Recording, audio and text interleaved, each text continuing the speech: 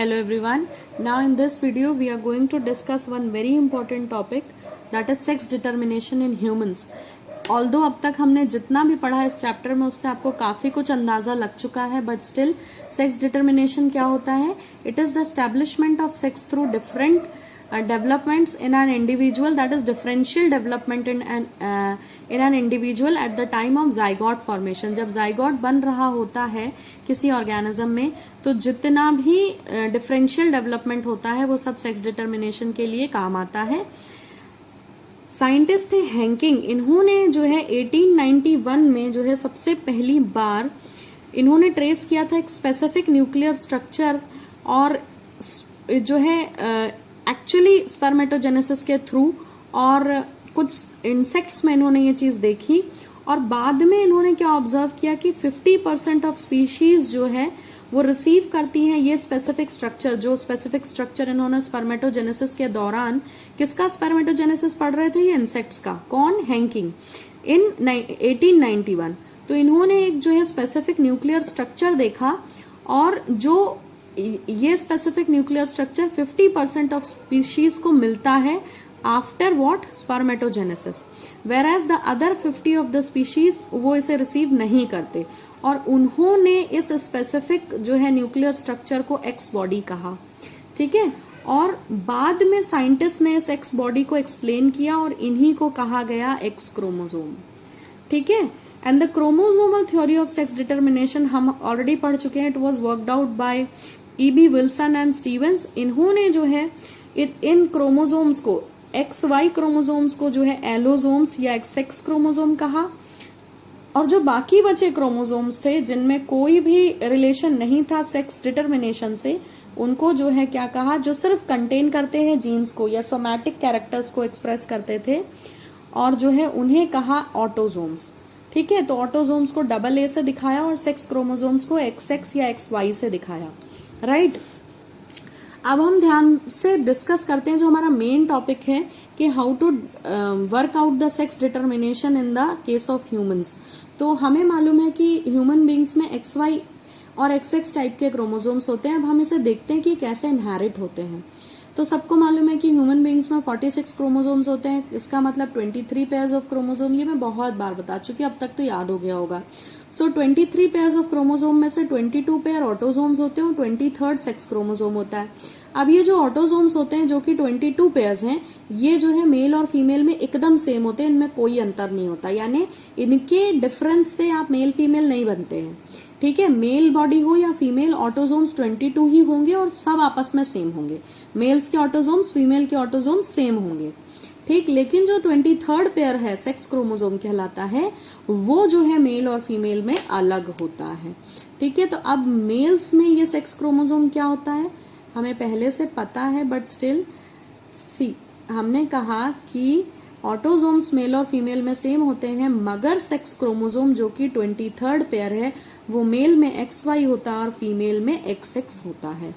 Now अब इसी sex chromosome की मदद से हम देखेंगे कि कैसे जो है गैमीट फॉर्मेशन के बाद जब फर्टिलाइजेशन होता है तो कैसे डेवलपिंग जाइगोट का सेक्स डिटरमाइन होता है, कि कैसे हमें पता चलेगा कि होने वाला बच्चा जो है गर्ल चाइल्ड होगा या बॉय चाइल्ड होगा. अब देखें, मान लें कि एक मेल बॉडी है और एक फीमेल है.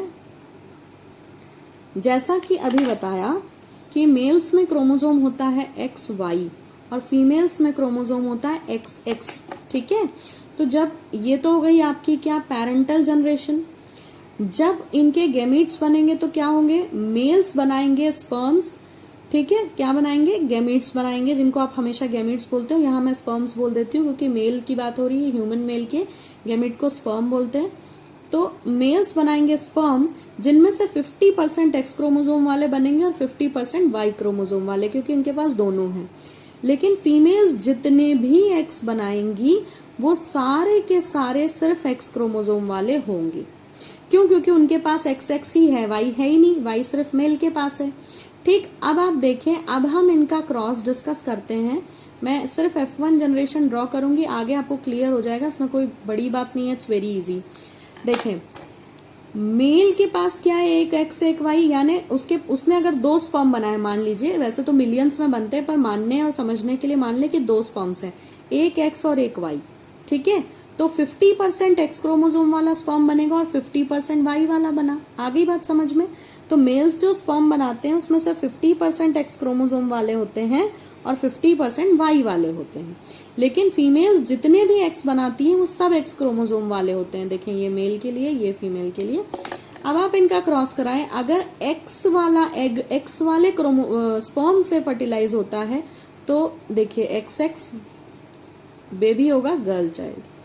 लेकिन एक्स वाला एग जो है वाई वाले स्पर्म से फर्टिलाइज होता है तो ये होगा एक्स वाई, और बच्चे का जेंडर होगा बॉय, क्योंकि एक भी वाई अगर आया तो वो उसे बॉय चाइल्ड में जो है डेवलप करेगा। उसके बाद फिर से देखें, फिर से यहाँ एक्स एक्स आ रहा है तो again it is a girl child, और ये X Y again it is a boy child. तो इस क्रॉस में हमें समझ आया है कि एक पैरेंट पेयर के अगर 4 बच्चे हों तो 50-50% चांसेस होते हैं कि होने वाला बच्चा बॉय होगा या गर्ल होगा। और ये डिपेंड करता है, ये हमेशा डिपेंड करता है कि अगर वाई क्रोमोसोम वाला स्पर्म फर्टिलाइज करता है एग को तो ही बॉय चाइल्ड होता है, अगर एक्स वाला फर्टिलाइज करता है तो वो क्या होती है, गर्ल चाइल्ड होती है। अब यहाँ पर हमें एक बात हमेशा से पता है कि हमारी सोसाइटी में जो है वो हमेशा से गर्ल चाइल्ड के लिए फीमेल को जिम्मेदार बताया जाता है, बट ये देखने के बाद हमें ये समझ आ जाना चाहिए कि the birth of the boy child it depends upon the male partner, not on the female. Female पे डिपेंड नहीं करता, क्योंकि फीमेल बॉडी में तो हमेशा एक्स क्रोमोसोम ही बनता है। ये डिपेंड करता है मेल पर कि वाई क्रोमोसोम वाला स्पर्म अगर फर्टिलाइज करे तो बॉय चाइल्ड होगा।